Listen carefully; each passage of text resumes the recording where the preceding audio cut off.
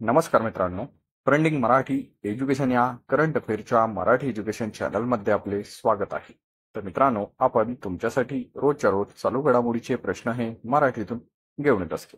आजच्या व्हिडिओमध्ये आपण तुमच्यासाठी 1 व 2 सप्टेंबर या 2 दिवसातील सर्व महत्त्वाच्या चालू घडामोडी या बघणार आहोत.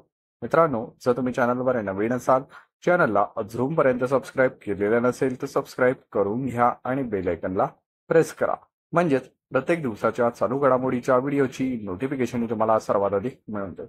तर चला मित्रांनो, वेळ न घालवता आपण 1 व 2 सप्टेंबर 2024 या 2 दिवसातील सर्व महत्त्वाच्या चालू घडामोडी बघूया.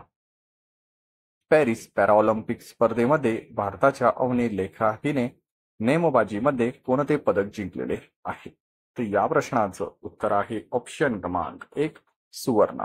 तर मित्रांनो, पॅरिस पॅराऑलिम्पिक स्पर्धेमध्ये भारताच्या अवनी लेखाने नेमबाजीमध्ये सुवर्ण पदक हे जिंकलेले आहे. मित्रांनो, सलग 2 पॅराऑलिम्पिक स्पर्धेमध्ये सुवर्ण पदक जिंकणारी अवनी लेखरा ही पहिली भारतीय महिला खेळाडू ठरलेली आहे. तर चला नेक्स्ट चालू घडामोडी बघूया. ग्लोबल फिनटेक फेस्ट 2024 कार्यक्रमाचे आयोजन कोठे करण्यात आलेले आहे? या प्रश्नाचं उत्तर आहे ऑप्शन क्रमांक 2 मुंबई. ग्लोबल फिनटेक फेस्ट 2024 कार्यक्रमाचे आयोजन हे मुंबई येथे करण्यात आलेले आहे. तर चला नेक्स्ट चालू घडामोडी बघूया.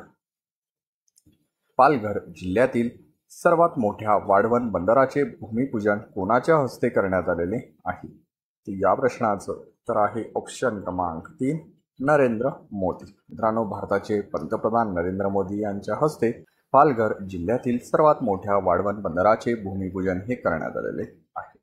मित्रांनो, 3 पॉईंट आहे ते देखील महत्त्वाचे आहे, ते जाणून घेऊया. पालघर जिल्ह्यातील वाढवण बंदराचे भूमिपूजन नरेंद्र मोदी यांच्या हस्ते झालेले असून ते देशातील सर्वाधिक 20.20 मीटर खोलीचे बंदर आहे. मित्रांनो, नुकत्याच देशातील सर्वात मोठ्या वाढवण बंदराचे भूमिपूजन करण्यात आलेले असून ते 76,200 कोटी रुपयांची गुंतवणूक देखील करून बांधण्यात आलेले आहे. हा देखील दुसरा पॉईंट तुम्ही लक्षात असू द्या. तर चला नेक्स्ट चालू घडामोडी बघूया. पॅरिस पॅराऑलिम्पिकमध्ये भारताच्या मनीष नरवालने कोणते पदक पटकावलेले आहे? तर या प्रश्नाचं उत्तर आहे ऑप्शन क्रमांक 4 रौप्य. मित्रांनो, पॅरिस पॅराऑलिम्पिकमध्ये भारताच्या मनीष नरवालने रौप्य पदक हे पटकावलेले आहे. मित्रांनो, पॅरिस ऑलिम्पिकमध्ये भारताच्या मोना अग्रवालने 10 मीटर एअर रायफलमध्ये देखील कांस्य पदक हे मोना अग्रवालने पटकावलेले आहे. हा देखील महत्त्वाचा पॉईंट आहे, लक्षात असू द्या. चला नेक्स्ट चालू घडामोडी बघूया. कोणत्या बँकेने सर्वोच्च न्यायालयाच्या परिसरात नवीन शाखा सुरू केलेली असून तिचे उद्घाटन सरन्यायाधीश धनंजय चंद्रचूड यांच्या हस्ते झालेले आहे? तर या प्रश्नाचं उत्तर आहे ऑप्शन क्रमांक 1 बँक ऑफ महाराष्ट्र. मित्रांनो, बँक ऑफ महाराष्ट्राने सर्वोच्च न्यायालयाच्या परिसरात नवीन शाखा सुरू केलेली असून तिचे उद्घाटन सरन्यायाधीश धनंजय चंद्रचूड यांच्या हस्ते झालेले आहे. चला नेक्स्ट चालू घडामोडी बघूया.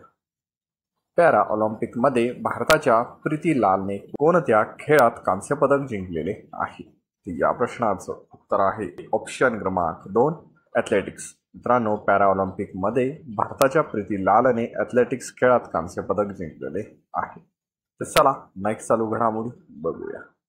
Women's hockey Asian championship trophy 2024चे आयोजन कोणत्या राज्यात करण्यात येणार आहे? तर या प्रश्नाचं उत्तर आहे ऑप्शन क्रमांक 3 बिहार. मित्रांनो, women's hockey Asian championship trophy 2024चे आयोजन हे बिहार या राज्यात करण्यात येणार आहे.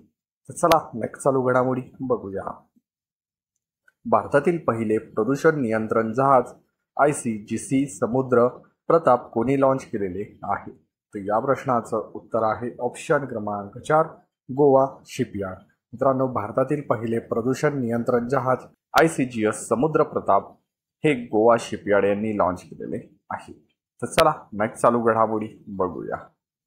केंद्र सरकारने किती वर्ष वयोगटातील निवृत्त खेळाडूंसाठी रेस्ट कार्यक्रम सुरू केलेला आहे? तर या प्रश्नाचं उत्तर आहे ऑप्शन क्रमांक 1 20 ते 50 वर्ष. मित्रांनो, 20 ते 50 वर्ष या वयोगटातील निवृत्त खेळाडूंसाठी रेस्ट हा कार्यक्रम सुरू केलेला आहे। तर चला नेक्स्ट चालू घडामोडी बघूया। Food safety and standing authority of India FSSAI चे CEO गजानन कमाला व्ही राव यांना किती वर्ष मुदतवाढ देण्यात आलेली आहे? मित्रांनो, या प्रश्नाचं उत्तर आहे ऑप्शन क्रमांक 2 1। Food safety and standard authority of इंडियाच्या CEO गजानन कमला व्ही राव यांना 1 वर्षाची मुदतवाढ ही देण्यात आलेली आहे। तर मित्रांनो, अशाच रोजच्या रोज टॉप 10 करंट अफेअरचे प्रश्न हे बघण्यासाठी ट्रेंडिंग मराठी एज्युकेशन या करंट अफेअरच्या मराठी एज्युकेशन चॅनलला तुम्ही अजूनपर्यंत सबस्क्राईब केलेलं नसेल तर सबस्क्राईब करून घ्या आणि बेल आयकॉनला प्रेस करा, म्हणजेच प्रत्येक दिवसाच्या चालू घडामोडीच्या व्हिडिओची नोटिफिकेशन ही तुम्हाला सर्वात आधी मिळेल। तर चला मित्रांनो, वेळ न घालवता तुम्ही व्हिडिओला एक लाईक जरूर करा आणि व्हिडिओ हा जास्तीत जास्त मित्रमैत्रीपर्यंत शेअर करा। याचा फायदा तुम्हाला येत्या परीक्षेमध्ये नक्कीच होणार आहे। तुम्ही पूर्ण व्हिडिओ बघितल्याबद्दल तुमचे मनापासून धन्यवाद।